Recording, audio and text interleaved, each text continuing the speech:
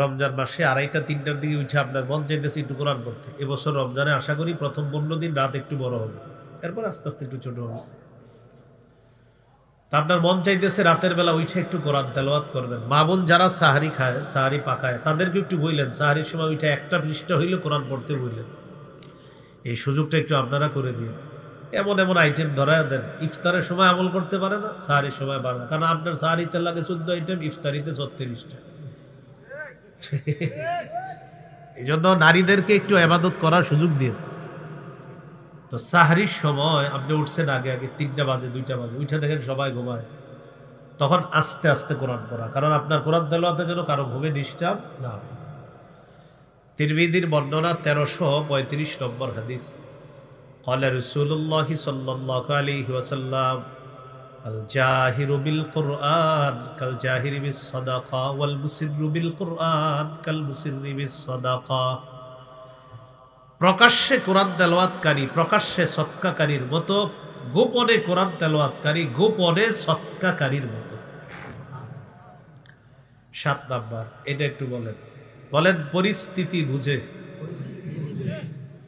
তেলাওয়াতের আওয়াজ কমানো বাড়ানো। পরিস্থিতি বুঝে কমাইতে হবে, পরিস্থিতি বুঝে বাড়ানো। আপনি মসজিদে বসে বসে কোরআন পড়তেছেন একটু আওয়াজ দিয়ে, হালকা আওয়াজ। ইতিমধ্যে 4-5 জন মুসল্লি এসে গেছে, আপনি যখন আসছেন কেউ আসে নাই, বাস কোরআন পড়তেছেন। 3-4 জন মুসল্লি আসছে, আসার পর কেউ সুন্নতে দাঁড়ায় গেছে, কেউ বা সুন্নত পড়ার পর বৈশা বৈশা জিকির করতেছে। ওইটা কি এখন পরিস্থিতি হলো আপনি আস্তে পড়তে হবে। একটু আগে জোরে পড়ছেন, এখন আস্তে করেন। এটাও হাদিস আছে, মুসনাদে আহমদের হাদিস। قال رسول الله صلى الله عليه وسلم আলা কুল্লুকুম মুনাজিন রাব্বাহু ফালা ইউযিয়ান্না বা'দুকুম বা'দা ওয়ালা ইয়ারফা'ন্না বা'দুকুম আলা বা'দিন ফিল কিরাআ। তোমরা যখন মসজিদে সবাই থাকো, সবাই তার রবের সাথে গোপন ইবাদতে লিপ্ত থাকো। তোমাদের কেউ অপরজনকে কষ্ট যেন না দেয়, আর তোমাদের একজন যেন আরেকজনকে উঁচু আওয়াজে তেলাওয়াতের মাধ্যমে কষ্ট না দেয়, এই বিষয়টা খেয়াল রাখো। তাহলে মসজিদে যখন থাকবো আদব হলো পরিস্থিতি বুঝে আওয়াজ বাড়ানো কমানো। মসজিদে মুসল্লি অসংখ্য, একাধিক, কেউ জিকির করতেছে, কেউ নামাজ পড়তেছে, ওই টাইমে আপনি আস্তে তেলাওয়াত করেন। কোরআন তেলাওয়াতের 8 নম্বর আদব। কোরআন তেলাওয়াত যখন করব তখন মদের যেই জায়গাগুলো আছে, 1 আলিফ টানার জায়গা 1 আলিফ টানবে, মদের জায়গা 1 আলিফ টানবে, যেখানে টানা নাই সেখানে টানবেন না। সহিহ বুখারীর বর্ণনা 5046 নম্বর হাদিস। আনাস রাদিয়াল্লাহু তাআলা আনহুকে জিজ্ঞাসা করা হলো, কাইফা কানাত কিরাআতুন নবী সাল্লাল্লাহু আলাইহি ওয়াসাল্লাম, রাসূলুল্লাহ সাল্লাল্লাহু আলাইহি ওয়াসাল্লামের কিরাত কেমন ছিল জানতে চাই। আনাস রাদিয়াল্লাহু তাআলা আনহু বললেন, কানাত মাদ্দান, আল্লাহ রাসূলের কিরাত ছিল টেনে টেনে। এরপর তিনি পড়া আমাদেরকে শোনায়া দিলেন কিভাবে আল্লাহ নবী কোরআন পড়তেন। পড়েন, বিসমিল্লাহ বিসমিল্লাহির রহমানির রহিম। তো দেখেন, এটা পড়ার পরে ইয়ামুদ্দু বিসমিল্লাহ, তিনি বিসমিল্লাহ টেনে বললেন। ওয়ায়ামুদ্দু বির রহমান, রহমান টেনে বললেন। ওয়ায়ামুদ্দু বির রহিম, রহিম টেনে বললেন। তিনি বুঝাইতে চায় নবী বিসমিল্লাহির রহমানির রহিমের মধ্যে বিসমিল্লাহ 1 আলিফ টেনে পড়তেন, আর রহমান 1 আলিফ টেনে পড়তেন, আর রহিম 1 আলিফ টেনে পড়তেন। রাসূলুল্লাহ সাল্লাল্লাহু আলাইহি সাল্লাম মদগুলা সুন্দরভাবে উচ্চারণ করতেন। তাহলে এটা হলো 8 নম্বর আদব। মদ যথাযথ জায়গায় যেভাবে আছে এইভাবে আমরা তেলাওয়াত করব, বলেন ইনশাআল্লাহ। 9 নম্বর আদব, কোরআন তেলাওয়াত ততক্ষণ করবেন যতক্ষণ আপনার মনের মধ্যে চাহিদা থাকে তেলাওয়াতের। যখন আপনার আর ভালো লাগবে না তখন বন্ধ করে অন্য কাজ করেন, একটু করে আবার তেলাওয়াত করেন। বুখারীর বর্ণনা 5060 নম্বর হাদিস। قال رسول الله صلى الله عليه وسلم اقرأوا القرآن ما ائتلفت قلوبكم। রাসূলুল্লাহ সাল্লাল্লাহু আলাইহি সাল্লাম বলেন, তোমাদের অন্তর যতক্ষণ আগ্রহ থাকে ততক্ষণ কোরআন পড়বে।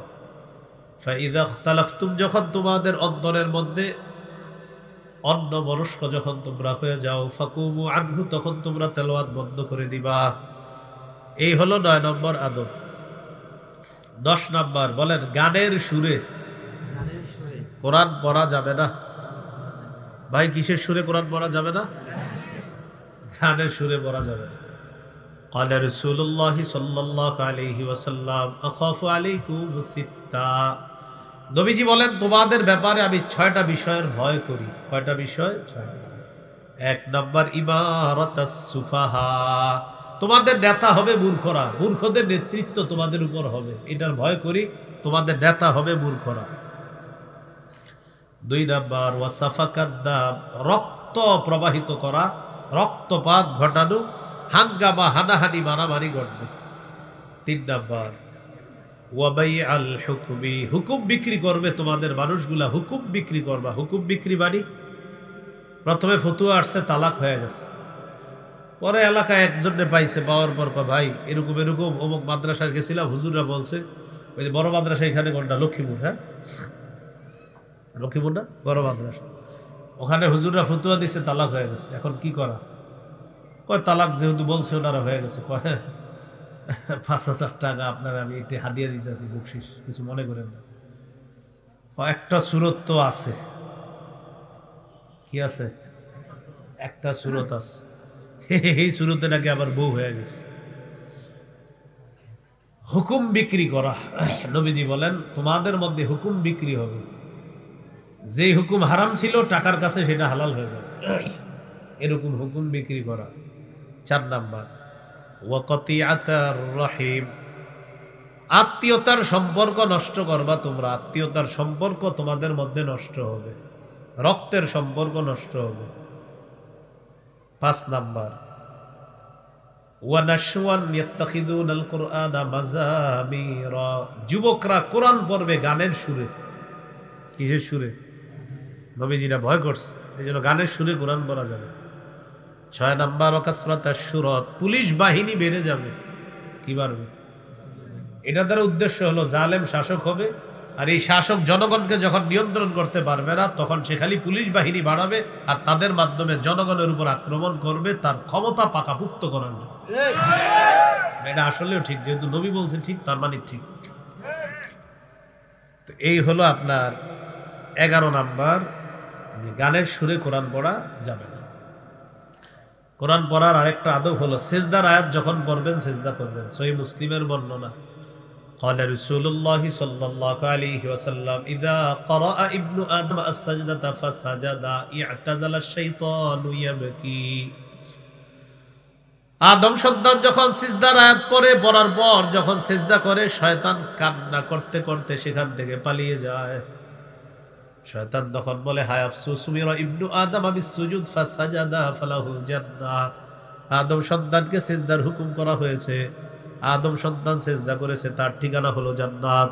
ওয়া উমিরতু বিসসুজুদ ফাআবাইতু ফালিয়ান্নার, আমাকে সিজদার হুকুম করা হয়েছে, আমি প্রত্যাখ্যান করলাম, আমি সিজদা করি নাই, তাই আমার ঠিকানা হলো জাহান্নাম। ইবলিস বলবে, আদম সন্তানকে সিজদার হুকুম করা হয়েছে, সে সিজদা করছে, তার ঠিকানা জান্নাত। আমাকেও সিজদার হুকুম করা হয়েছে, আমি সিজদা করি নাই, আমার ঠিকানা হলো জাহান্নাম। এই হলো কোরআন তেলাওয়াতের আদব। আল্লাহ আমাদেরকে কথাগুলো মনে রাখার তৌফিক দান করেন।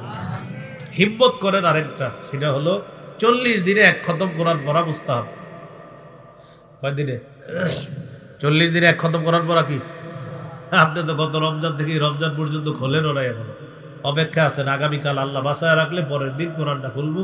বিবির গিয়ে বইলা রাখছে অলরেডি, ঝেড়ে ঢেড়ে রাখো গিলাপগুলা, পরশু দিনের তেলাওয়াত করা শুরু করুন। তিরমিজির হাদিস 2947 নম্বর হাদিস, قال رسول الله صلى الله عليه وسلم لعبد الله بن عمرو رضي الله تعالى عنهما اقرأ القرآن في 40 নবী তার সাহাবীকে বলেন, তুমি 40 দিনে 1 খতম কোরআন পড়বা। কয় দিনে? পারলে 7 দিনে, না পারলে 10 দিনে, না পারলে 30 দিনে, না পারলে 40 দিনে। এই মাদ্রাসার হাফেজ সাহেব যারা হইতেছে, ওস্তাদ যারা আছেন, এদেরকে তো ওসিয়ত করে দিবেন, এরা যেন ডেলি 3 পারা পড়ে, না পারলে নিয়ত অবশ্যই কমপক্ষে 1 পারা পড়বে। বুখারীর বর্ণনা 5055 নম্বর হাদিস, কোন হাফেজ কোরআন হেফজ করার পর সে যদি চর্চা না করে, নবী বলেন লাহু আশাদ্দু তাফাসসিয়াম মিনাল ইবিলি ফি উকলিহা, ওটের বাদন খুলে দিলে এই বাদনহারা উট যতটা দ্রুত পালিয়ে যাবে, চর্চা না করলে হাফেজের সিনা থেকে কোরআন এর চেয়ে আরো দ্রুত পালিয়ে যাবে। এজন্য যারা হাফেজ হয় তাদেরকে কোরআন পড়াবেন, আল্লাহ তৌফিক দান করেন। রমজানের কয়টা করণীয় বলবো?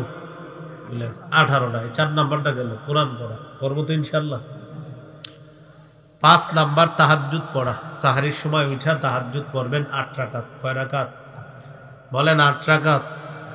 12 মাসের সুন্নত 8 রাকাত তাহাজ্জুদ, নবীজির 12 মাসের সুন্নত। আপনি চাইলে আজকেও পড়তে পারবেন। এই 8 রাকাত এটা হলো নবীজি সাল্লাল্লাহু আলাইহি সাল্লামের 12 মাসের সুন্নত। এটাই বুখারীতে আসছে। আম্মা জান আয়েশা সিদ্দিকার যে হাদিস দিয়ে দলিল দেওয়া হয়, ওই হাদিসের মধ্যে আছে রমজান এবং রমজানের বাহিরে আল্লাহ রাসূল সাল্লাল্লাহু আলাইহি সাল্লাম তাহাজ্জুদ পড়তেন 8 রাকাত, বিতির পড়তেন 3 রাকাত। তো রমজানের বাহিরে 8 রাকাত যদি হয়, এটার নাম কি হবে? তাহাজ্জুদ। 11 মাস। তো 11 মাস যেটার নাম তাহাজ্জুদ, রমজানে আইসা এটার নাম কি হয়ে যায়? কোনো কথা? তাহলে 8 রাকাত হলো 12 মাসের সুন্নাহ। তাহলে রমজানের প্রথম রাতে পড়বো আমরা বা 20 রাকাত তারাবি সাহাবায়ে কেরামের ঐক্যমতে, আর 8 রাকাত তাহাজ্জুদ পড়বো নবীর 12 মাসের সুন্নাহ হিসাবে। আপনি ডেলি পড়েননি না? ভাই পড়ি না, তবে পড়ার চেষ্টা করি। আর রমজানে যেহেতু সাহরির সময় আল্লাহ উঠার তৌফিক দান করে, তাই রমজানে 8 রাকাত পড়ি। মনে থাকবেন ইনশাআল্লাহ। এতে অনেক ফায়দা আছে। সবাই জোরে বলেন, কি ফায়দা বলেন? আরো জোরে বলেন। ফায়দাটা হলো রমজানে আপনাদের কাছে অনেকে আসবে, আইসা আপনারে বলবে, ভাই কেমন আছেন? আলহামদুলিল্লাহ ভালো আছি। সাহারি খাইছেন? খাইছি। রোজা রাখছেন? রাখছি আলহামদুলিল্লাহ। গত রাতে তারাবি পড়ছেন? হ্যাঁ পড়ছি। 20 না? হঠাৎ বলবেন। প্রথমে আপনার সাথে খাতির করবে, পরে বলবে 20 না। আপনি বলবেন 20 চেহারাটা এরকম কালো করবে, কারণ উনি আইছিল আপনার 4 ঘন্টা জ্বালানের লেগে, কিন্তু আপনি 30 সেকেন্ডে বিদায় দিয়ে দিয়েছেন। কি বললেন? 20 পড়ছি, 8 পড়ছি। আরে এটা আবার কি বলবেন? হ্যাঁ 20 20 রাকাত তারাবি পড়ছি সাহাবায়ে কেরামের ঐক্যমতে, 8 রাকাত তাহাজ্জুদ পড়ছি নবীর 12 মাসের সুন্নাহ হিসাবে। 12 মাস পারি না, 11 মাস পারি না, রমজানে যেহেতু সাহারির সময় উঠি এই জন্য পড়ছি। এটা 1 নম্বর জব। 2 বলবেন যে ভাই 20 দ্বারা উদ্দেশ্য হলো 20 রাকাত তারাবির মধ্যে 8 আছে, তো ওই জন্য বলছি 20 পড়ছি 8 পড়ছি। 20 মধ্যে 8 নাই? 20 মধ্যে 8 আছে। তখন বলবে পড়েন নাই কোনটা? বলবেন পড়ি নাই ওইটা, যে নিয়তে আপনি আসছেন এটা পড়ি নাই। জান আসসালামু আলাইকুম, তাহলে আর সমস্যা হবে না। এই হলো 5 নাম্বার। এখন দেখেন অনেকে মনে মনে বলবে, হুজুরের কথাটা কারে বলছে? যে এই অভ্যাস রাখে তারে বলছি। আপনাদের মাঝে এরকম অভ্যাস কারো থাকলে দাঁড়ান, আমি আপনারই ওয়াজটা করতেছি। কেউ নিজের গায়ে অপরাধ চাপায় নিয়ে, যেমন জুলুমের ওয়াজ করছি, ওয়াজ করার পর এখন মঞ্চে এক নেতা কইলেন, হুজুর এই ওয়াজটা কারে করলেন? যে জুলুম করে তারে। আপনি করছেন বেশি না? যদি বলেন আপনি জালেম, তো আপনি করছি। যদি বলেন না আমি জালেম না, তো আপনার লাগলো কেন?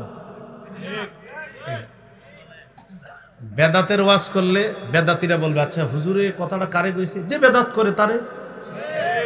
আপনি বেদাত করেন সেটা বলেন। যদি বলে কি বলেন আমি কি করি, তো আপনি টেনশন করলেন না।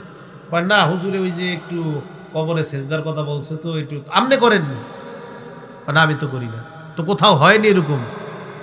তখন টেনশনে পড়বে, আমি জেনে যাই মাঝে মাঝে এনে তো হয় এরকম। হ্যাঁ, তো বলবেন ওয়াজটা আপনি করছেন।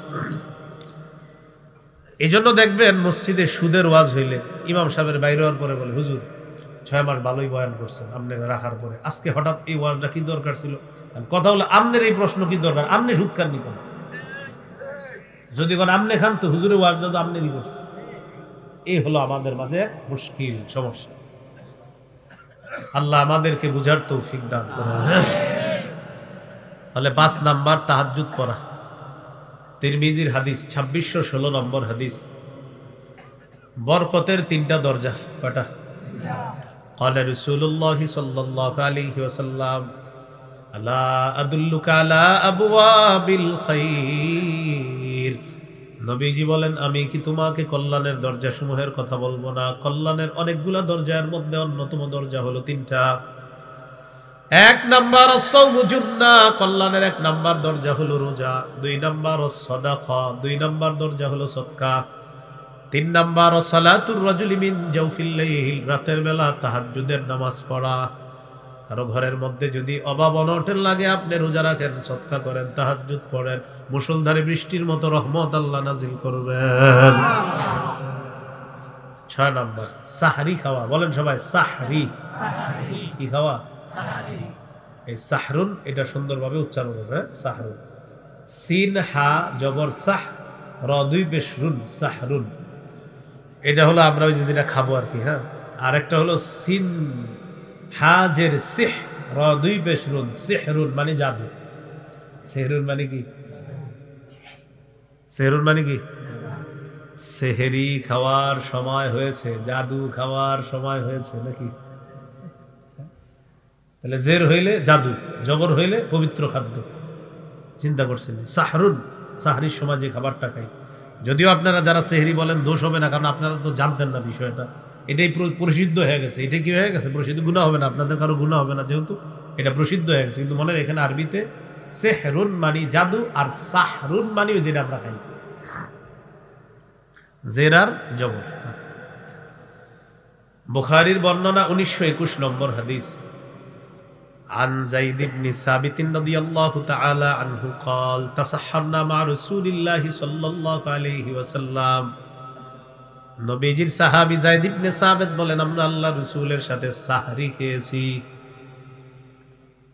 বুখারীর 1923 নম্বর হাদিসে নবী বলেন, তাসাহহারু ফাইন্না ফিস সাহুরি বারাকাতান। তোমরা সাহরি খাও, সাহরির মধ্যে বরকত আছে। সাহরিতে খেজুর খাবো আমরা। ক্বালা রাসূলুল্লাহ সাল্লাল্লাহু আলাইহি ওয়াসাল্লাম, নি'মা সাহুরুল মুমিনি আত-তামরু। নবীজি বলেন, মুমিনের কতই না উত্তম খাদ্য হলো সাহরিতে খেজুর খাওয়া। ইলিশ মাছ, গরুর গোশত, মুরগি যাই খান, সাথে খেজুর খাবেন। খেজুর 12 মাস খাবেন। প্রতিদিন সকালে 7টা খেজুর খাওয়ার চেষ্টা করবেন, খালি পেটে। লাম ইয়াদুররুহু সুমুন, 7টা আজওয়া খান ডেইলি। বিষও যদি আপনারে খাওয়ায় দেয় তো বিষও ক্ষতি করবে না। আবার বিষ খায়েন কেউ যদি জোর করে এরকম করে আর কি, তাহলে 7টা খেজুর নিয়মিত খাওয়ার চেষ্টা করেন। আজওয়ার সামর্থ্য না থাকলে যেটা পারেন ওইটাই খান। এখন তো মাশাআল্লাহ অনেক ধরনের খেজুর আছে ভালো। বাচ্চাদেরকেও খেজুর খাওয়ান যতটুকু পারেন, হালকা সামান্য একটু একটু খাওয়ান। খাওয়ায় তেঁতুলের আচার, পরে মেদা যায় কইবা, কিচ্ছু মনে থাকে না। খাওয়াবেন খেজুর, এটা না খাওয়ায় তেঁতুল। গর্ভবতী নারীকে খেজুর খাওয়াবেন। মারিয়ামের পেটে যখন ঈসা নবী আসছে, মারিয়াম আলাইহাস সালাতু ওয়াস সালামকে গাছের নিচে বসায়া দিলেন। ফাকুলি ওয়াশরাবি, আল্লাহ বলে দিলেন খাও, পান করো। তো মারিয়াম কি খাবে? খেজুর খাবে, আর সামনে একটা ঝর্ণা আছে, ঝর্ণার পানি পান করবে। মারিয়ামের জন্য আল্লাহ কোন খাদ্য নির্ধারণ করলেন? খেজুর। তাহলে এত খাদ্য থাকতে খেজুর কেন নির্ধারণ করলেন? গর্ভবতী নারীকে খেজুর খাওয়ানো। এরা বলে টক খাইতে, বলে দেখ তেঁতুল কিনা, পরে ওনারও মেধা কমে, গর্ভস্থিত সন্তান যেটা ওটারও মেধা কমে। তাহলে খেজুর খেতে হবে। আল্লাহ আমাদেরকে বোঝার তৌফিক দান করেন। খেজুর নিয়ে আলাদা একটা ওয়াজ আছে আমার। খেজুর পাশে আমার নামটা লিখবেন, দেখবেন পুরো একটা ওয়াজে আসবে খেজুরের ওয়াজ। আর এই ওয়াজের পর আপনাকে ব্যবসায়ীরা তো দাম বাড়ায় দিবে, মুশকিল বিষয়। তাহলে সাহারিতে খেজুর খাওয়া 6 নাম্বার, সাহারি খাওয়া, সাহারিতে খেজুর খাওয়া। এখানে একটা মাসালা মনে রাখা, সাহারি খাওয়ার পরেও তাহাজ্জুদ পড়তে পারবেন যদি সময় থাকে। তাহাজ্জুদের সম্পর্ক খাবারের সাথে না, সময়ের সাথে। আপনি যদি সাহারি খাওয়ার পরে ঘড়িতে তাকায় দেখেন এখনো 20-30 মিনিট বাকি আছে, তখনও আপনি তাহাজ্জুদ পড়তে পারবেন। আল্লাহ আমাদেরকে কথাগুলা মনে রাখার তৌফিক দান করেন। 7 নাম্বার রোজা রাখা। সাহারি খাইলেন, এবার রোজা শুরু হয়ে গেল। সহিহ বুখারীর বর্ণনা 1901 নম্বর হাদিস। قال رسول الله صلى الله عليه وسلم من صام رمضان إيمانا واحتسابا غفر له ما تقدم من ذنبه। রাসূলুল্লাহ সাল্লাল্লাহু আলাইহি ওয়াসাল্লাম বলেন, যে ব্যক্তি ঈমানের সাথে সওয়াবের আশায় রমজানে রোজা রাখবে তার আগের গুনাহ মাফ হবে। প্রিয় ভাইয়েরা, ইচ্ছা করে একটা রোজাও নষ্ট করেন না। তিরমিজির 723 নম্বর হাদিস। নবীজি বলেন, একটা রোজা যদি কেউ ইচ্ছাকৃতভাবে নষ্ট করে, সে সারা জীবনও যদি রোজার কাফারা করে, তাও একটা রোজার ঘাটতি পূরণ হবে না। একটা রোজা আল্লাহর কাছে এত দাম। যদিও শরীয়তের একটা আইন হলো কাফারা 60টা রোজা রাখা, কিন্তু নবীজি বলেন এটা একটা আইন তোমার জন্য, পানিশমেন্ট রাখলা। কিন্তু সারা জীবনও যদি তুমি একটা বদলতে রোজা রাখো, সে এক রোজার কাফারা হবে। অথচ আমাদের সমাজের 17-18 বছর 21 বছরের শিশুরা রোজা রাখতেছে না, 10টা রাখে, 5টা 7টা রাখে না। মা ডাক দেয় না সাহারির সময়, কেন? স্বাস্থ্য নষ্ট হবে। 18 বছরের শিশু, বাচ্চা মানুষ, 21 বছরের বাচ্চা, স্বাস্থ্য নষ্ট হবে, এই কারণে ডাক দেয় না। আল্লাহ আমাদেরকে হেফাজত করে। তিরমিজির বর্ণনা 614 নম্বর হাদিস।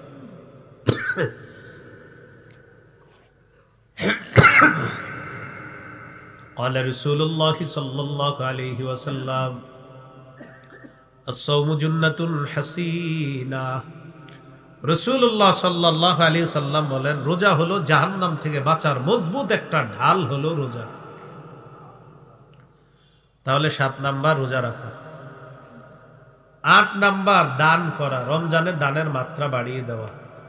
সহিহ বুখারীর 6 নম্বর হাদিস। কানা রাসূলুল্লাহ সাল্লাল্লাহু আলাইহি ওয়াসাল্লাম আজওয়াদান নাস ওয়া কানা আজওয়াদা মা ইয়াকুনু ফি রমাদান হিনা ইয়ালকাহু জিবরিল। এই পৃথিবীর যত মানুষ আছে সমস্ত মানুষের মধ্যে আল্লাহর নবী সর্বশ্রেষ্ঠ দানশীল ছিলেন। রমজান মাসে আল্লাহ নবীর দান করার মাত্রা আরো বেড়ে যাইত। তাহলে 8 নাম্বার দান করা। 9 নাম্বার নফল ইবাদত বেশি বেশি করা। আবু দাউদের 864 নম্বর হাদিস। কিয়ামতের ময়দানে বনি আদমের সর্বপ্রথম নামাজের হিসাব হবে। ফাইন কানাত তাম্মা কুতিবাত লাহু তাম্মা। যদি ফরজ ইবাদত পরিপূর্ণ হয় তার সবটাও পরিপূর্ণ লেখা হবে। ওয়াইন কানা ইনতাকাসা মিনহা শাইআ, ফরজ ইবাদতের মধ্যে যদি ঘাটতি থাকে আল্লাহ তাআলা তখন বলবেন আতিম্মু ফরিদাতাহু মিন তাতাওউহি, আমার বান্দার নফলের মাধ্যমে ফরজের ঘাটতি পূরণ করে দাও। তাহলে 9 নাম্বার নফল ইবাদত বেশি বেশি করা। যদি পারেন রমজানে উমরা করেন। এই রমজানে তো হয়তো যারা নিয়ত করছেন বাস হয়ে গেছে, যাবেন। আগামী রমজানে এরকম নিয়ত করতে পারেন উমরা করা। রাসূলুল্লাহ সাল্লাল্লাহু আলাইহি সাল্লাম বলেন ফাইন্না উমরাতান ফিহি তা'দিলু হাজ্জাতান, রমজানে উমরা করা হজের সমতুল্য হয়ে যায়। আরেক বর্ণনায় আল্লাহ নবী বলেন উমরাতুন ফি রমাদান কাহাজ্জাতিন তাকজি মাই, রমজানে একটা উমরা করা যেন আমি নবীর সাথে হজ করলো। তাহলে রমজানে উমরা করা তো নফল ইবাদত বেশি বেশি করা। একটা হলো আপনি উমরা বারবার করছেন, বাস আবার করেন, কেন? রমজানে ইবাদতের সওয়াবটা বেড়ে যায়। এই যেমন উমরা হজের মতো হয়ে যায়।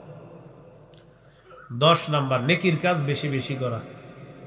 সূরা তাগাবুনের 9 নম্বর আয়াতে আল্লাহ বলেন ওয়ামাইয়ুমিন বিল্লাহ ওয়া ইয়ামাল সালিহা ইউকাফির আনহু সাইয়্যাতি, যেই ব্যক্তি আল্লাহকে বিশ্বাস করে নেকির কাজ করে আল্লাহ তার আগের সব গুনাহগুলা মুছে দেয়, মাফ করে দেয়। এই হলো 9 নাম্বার। 10 নাম্বার জিকির করা। কত গেছে? 9 গেছে। 8 হলো আপনার কি করা? দান করা। 9 নফল ইবাদত করা। ও 10 নাম্বার নেকির কে। মাশাআল্লাহ। 11 নাম্বার। মাশাআল্লাহ মাশাআল্লাহ, ভালো ভালো শ্রোতা আছে। 11 নাম্বার দোয়া করা। কি করা? দোয়া করা। দোয়া মাঝে মাঝে একা একা আপনি যখন রাতে 1-2টা বাজে আপনার হাত বা ঘুম ভেঙে গেছে, এই হাতটা এই পরিমাণ উঠাবেন বুক বরাবর। হ্যাঁ, আবু দাউদের 1488 নম্বর হাদিস। এই পরিমাণ উঠাবেন, উঠাইতে উঠাইতে উপরে উঠানো যাবে ভিখারির মতো, যেন আপনাকে দেখলে মনে হয় আপনি ভিক্ষুক। ভিখারির মতো আল্লাহর কাছে চাওয়া। মনে থাকবে তো ইনশাআল্লাহ? 2টি দোয়া আল্লাহর কাছে বেশি বেশি করব আমরা। বলেন আল্লাহুম্মা ইন্নী আসআলুকাল জান্নাহ ওয়া আউযু বিকা মিনান নার। হে আল্লাহ, আমি আপনার কাছে জান্নাত চাই, জাহান্নাম থেকে পানা চাই। বলেন মাখলুকের কাছে চাইলে রাগ হয়, খালেকের কাছে না চাইলে তিনি রাগ করেন। আমার আপনারা ডাক দেন, 1-2 বার ডাক দেওয়ার পর 4th বার বলবেন এত কি ডাকাডাকি করেন, ফাজলামি করেন কত। আরেকবার ডাক দেন, মনে মারতেও পারে, এত ডাকেন কেন? মাখলুক ডাকলে রাগ করে, খালেক না ডাকলে রাগ করে। قال رسول الله صلى الله عليه وسلم من لم يسأل الله يغضب عليه নবীজি বলেন যে আল্লাহর কাছে চায় না, আল্লাহ তার উপর রাগ করে। তুমি আমার কাছে চাও না কেন? এই হলো 11 নাম্বার। 12 নাম্বার জিকির করা। قال رسول الله صلى الله عليه وسلم احب الكلام الى الله اربع। আল্লাহর কাছে চারটি কথা সবচেয়ে পছন্দের। পড়েন সুবহানাল্লাহ, আলহামদুলিল্লাহ, লা ইলাহা ইল্লাল্লাহ, আল্লাহু আকবার। এই চারটা জিকির বেশি বেশি করা। এই চারটার মধ্যে আবার লা ইলাহা ইল্লাল্লাহটা বেশি করে পড়েন। লা ইলাহা ইল্লাল্লাহ, লা ইলাহা ইল্লাল্লাহ, লা ইলাহা ইল্লাল্লাহ। এই জিকির করার সময় ঠোঁট চেক করেন তো, ঠোঁট লাগে কিনা করেন, করার সময় চেক করেন। লা ইলাহা ইল্লাল্লাহ, ঠোঁট লাগেনি? ঠোঁট লাগে না। আপনি আপনার বন্ধুদের সাথে বসে রয়েছেন, এরা খালি আপনাকে জ্বালায়, না উঠতে পারতেছেন না বসতে পারতেছেন, করবেন নাকি? তখন এরকম হা করে থাকবেন, হা করে করে কথা শুন, বুঝাবেন যে কথা শুনতেছেন, আসলে যে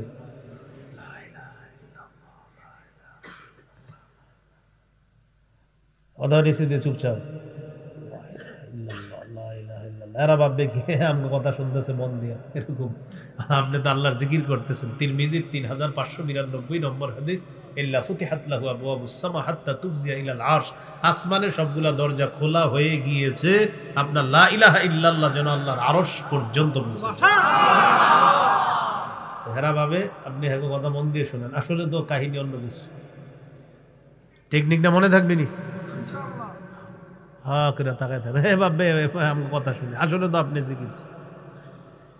এই টেকনিকটা মনে রাখবেন যে ঠোঁট লাগানো ছাড়া একটা জিকির আছে, লা ইলাহা ইল্লাল্লাহ। এটা যদি 24 ঘন্টাও করেন কেউ বুঝবেও না যে আপনি ইবাদত করেন, মানুষ বুঝবেও না যে এই লোকটা এত আমলদার।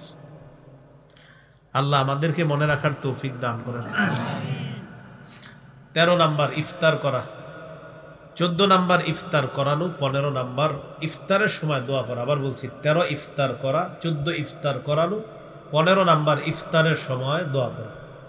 তিরমিজির হাদিস 3598 নম্বর হাদিস। قال رسول الله صلى الله عليه وسلم ثلاثة لا ترد دعوتهم। 3 ব্যক্তির দোয়া ফিরিয়ে দেওয়া হয় না। 1 নাম্বার الصائم حتى يفطر। রোজাদার যখন ইফতারের সময় দোয়া করে তার দোয়া ফিরিয়ে দেওয়া হয় না। ইফতারের সময় রোজাদারের দোয়া ফিরিয়ে দেওয়া হয় না। একটু ভাবেন, আপনার সামনে আপেল, কমলা, আঙ্গুর, বেদানা, মালটা, আলুর চপ, বেগুনি সব আপনার সামনে, জুস আপনার সামনে, শরবত আপনার সামনে, খেজুর, ডিলিশাস খাদ্য, যত লোভনীয় খাদ্য সব আপনার সামনে। এখন এই লোভনীয় খাদ্যগুলো আপনার সামনে আছে, 5 মিনিট পরে ইফতারের সময় হবে। আচ্ছা, এতগুলা খাদ্য আপনার সামনে, মন চাইতেছে কিন্তু খাইতে, কিন্তু খান না। কেন খান না? তাহলে একটা মানুষ এতগুলা লোভনীয় খাদ্য খায় না কার ভয়ে? তো বুঝেন তো বান্দার সাথে আল্লাহর সম্পর্কটা তখন কত নিকট, কত গভীর, কত গাঢ়। যে আমার রবের হুকুম নাই তাই খাই না, অথচ মন চাইতেছে খাইতে, না না না খাবো না, রবের হুকুম নেই। ওই মুহূর্তে দোয়া করেন, কবুল। তাহলে 1 নাম্বার রোজাদার যখন দোয়া করে কবুল ইফতারের সময়। 2 নাম্বার ওয়াল ইমামুল আদিল, ন্যায়পরায়ণ শাসক, পুরুষ ন্যায়পরায়ণ শাসক। পুরুষ, পুরুষ কি শাসক? 3 বার বলেন, পুরুষ শাসক। আবার বলেন, আবার বলেন। ইফতারের সময় দোয়া করবেন, বলেন হে আল্লাহ, কিয়ামতের আগে বাংলাদেশে আর যেন কোন নারী শাসক না হয়। কি না হয়? সবাই বলেন কেন? আরো জোরে বলেন। قال رسول الله صلى الله عليه وسلم لا يفلح قوم ولو امرهم امراه। নবীজি বলেন ওই জাতি কিছুতেই সফল হবে না যেই জাতি তাদের নেতৃত্বে কোনো নারীকে বসায়া দেয়। এরপরে যদি আপনি চান যে না আগামীতে আবার নারী চাই, লিখবেন এইভাবে, আগামীতেও নারী শাসক চাই, কেননা আমি সারা জীবন হতভাগা থাকতে চাই, এরকম লিখে দিবেন। যেহেতু আপনি আপনারটা মাইনা নিছেন, তা আমরা কিছু বলবো না, বেচারা চায় হতভাগা থাকতে। নবীজি বলছেন জীবনে সফল হবে না যদি নারী নেতৃত্ব তোমাদের উপরে থাকে। তাহলে আমাদের সফলতার প্রথম শর্ত, আমাদের নেতৃত্বে যে থাকবে সে নারী হতে পারবে। এটা আসলেও ঠিক, যেহেতু বুখারীর হাদিস। 3 নাম্বার দাওয়াতুল মাজলুম, মাজলুমের দোয়া ফিরিয়ে দেয় না। তাহলে এই 3 জনের দোয়া আল্লাহ ফিরিয়ে দেয় না। 16 নাম্বার রমজানের শেষ দশকে ইতিকাফ করা। সহিহ বুখারী 2033 নম্বর হাদিস। কানা রাসূলুল্লাহ সাল্লাল্লাহু আলাইহি ওয়াসাল্লাম ইয়াতাকিফু ফিল আশরিল আওয়াখির মিন রমাদান। রাসূলুল্লাহ সাল্লাল্লাহু আলাইহি ওয়াসাল্লাম রমজানের শেষ দশকে ইতিকাফ করতেন, শেষ দশকে ইতিকাফ করতেন। এই হলো আপনার 16 নম্বর। 17 নম্বর লাইলাতুল কদর তালাশ করা। 27-এর রাতে লাইলাতুল কদর তালাশ করবে। কবে? হ্যাঁ কইছিলাম, বলেন 21, 23, 25, 27, 29, এই 5 রাতে। বলেন এই 5 রাতে লাইলাতুল কদর তালাশ করব, চেষ্টা করব, সারা রাত জেগে জেগে ইবাদত করব।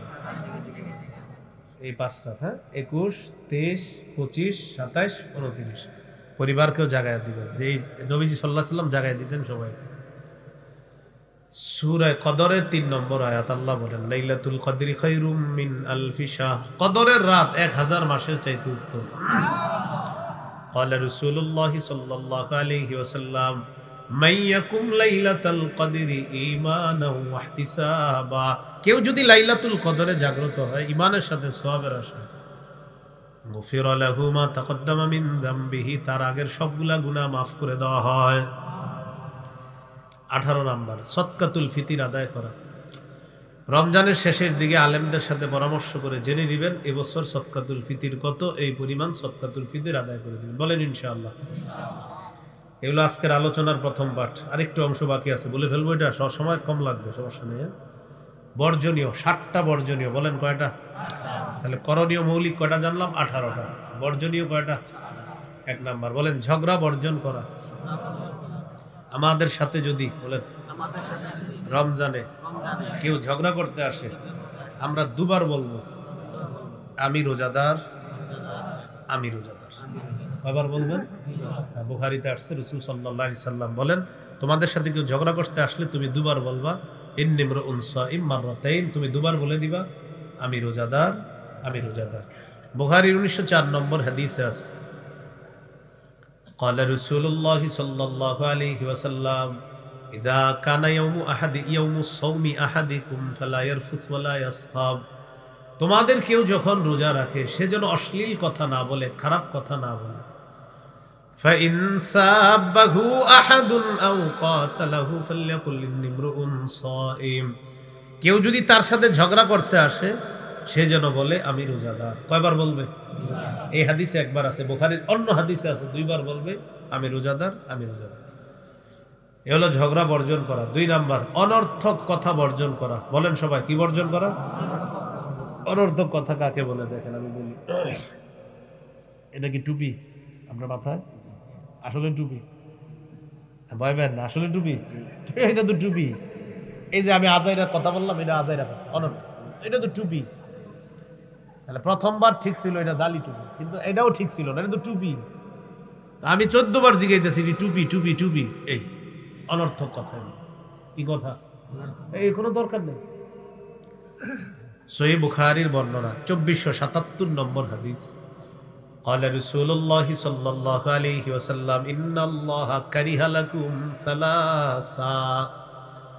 নবীজি বলেন আল্লাহ তোমাদের জন্য 3টি জিনিস অপছন্দ করেছেন। 1 নাম্বার কিলা ওয়া ক্বাল, অনর্থক কথা বলা। 2 নাম্বার ওয়া ইদাআতাল মাল, সম্পদ নষ্ট করা। 3 নাম্বার ওয়া কাথরাতাস সুআল, অহেতুক প্রশ্ন করা, খালি বারবার প্রশ্ন করা। যেমন কিছু মানুষ প্রশ্ন করে হুজুর সুন্নত না বললে কি কোনো ক্ষতি আছে, আর প্রশ্ন খুঁজে পায় না। অথচ নবীজি বলেছেন কেউ যদি 12 রাকাত সুন্নত পড়ে নিয়মিত ওয়াজাবাত লাহুল জান্নাত, তার জন্য জান্নাত ওয়াজিব হয়ে যায়। তাহলে 2 নাম্বার অনর্থক কথা বর্জন করা। 3 নাম্বার মিথ্যা বর্জন করা। বলি সবাই বলেন মিথ্যা কথা সমস্ত পাপের মা। ভাই সমস্ত পাপের মায়ের নাম কি? বুখারীর বর্ণনা 1903 নম্বর হাদিস। قال رسول الله صلى الله عليه وسلم মান লাম ইয়াদা কাওলা যুরি ওয়াল আমালা বিহি ফালাইসা লিল্লাহি হাজাতুন ফি আইয়াদা তাআমাহু ওয়া শারাবা। কোন ব্যক্তি যদি রোজা রাখা মিথ্যা কথা বলে, তার না খাওয়া আর পানি পান না করার মধ্যে আল্লাহর কাছে কোনো গুরুত্ব নাই, যদি মিথ্যা ছাড়তে না পারে। রোজা রেখে জুতা কিনতে গেছেন, ঈদের সময় তো জুতা কিনে অনেকে, বাজেটে কিনে, ভাই জুতা কত? 1400, 1200 দিই, আল্লাহর কসম কিনে আছে 1300। যদি আসলে 1300 হয় তাহলে সত্য কথা, কিন্তু আপনি খোঁজ নিয়ে জানলেন এটা কিনছে 500 করে। কত করে? তাহলে কইছে কত? 1300। তাহলে 500 থেকে 1300 হইতে আরো কত লাগে? 800 টাকা। মিছা কথা। বুখারীর বর্ণনা আছে কিয়ামতের ময়দানে 5 জন দাগী আসামির একজন হবে যে মিথ্যা শপথ করে পণ্য বিক্রি করে। 5 জন দাগী আসামির একজন মিথ্যা শপথ করে। এই যে তরমুজ রমজানের শেষের দশকে আপনার গরম পড়তে পারে, খুব বেশি গরম, কিছু মানুষ এখন তরমুজ স্টক করে রাখছে, ওরা তরমুজগুলা সাপ্লাই করবে।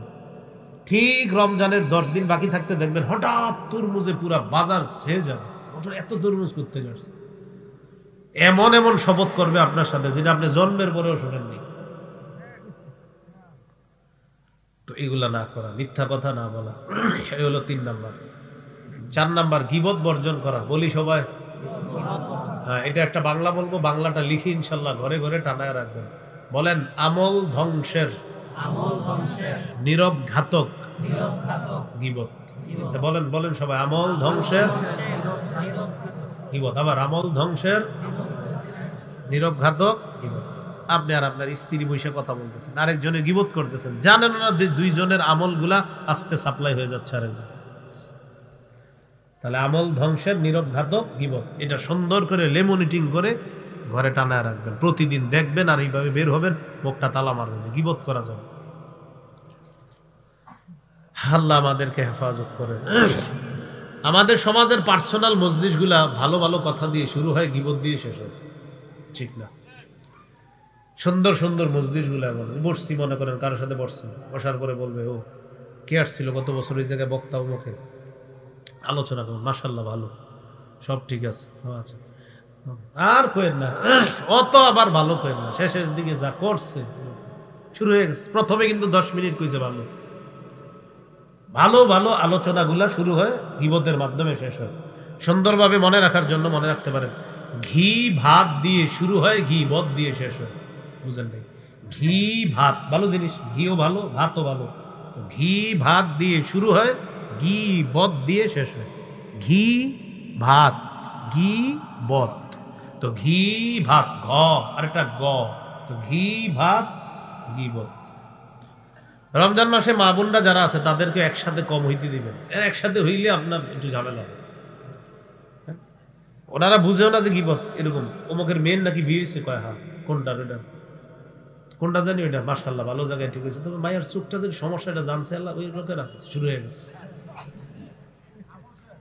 এটা আপনার কি দরকার আছে বলা? মিথ্যা বলে গীবত করি, অতএব জিহ্বাটারে আজকে থেকে তালা মারা। তাহলে বলেন, এই রমজানে খাবার থেকে, পানি থেকে জিহ্বাকে দূরে রাখার পাশাপাশি গীবত, মিথ্যা, ঝগড়া, অনর্থক কথা থেকেও দূরে রাখবে। তাহলে এই রমজানে আপনার জিহ্বা কিন্তু টোটাল বন্ধ থাকবে, খাইতেও পারবেন না, বন্ধ, আর হইলে অনর্থক কথা বলতে পারবেন না। হুজুর আমার জিহ্বা খালি কিলবিল করে কথা বলতে, সুবহানাল্লাহ 100 বার বলেন।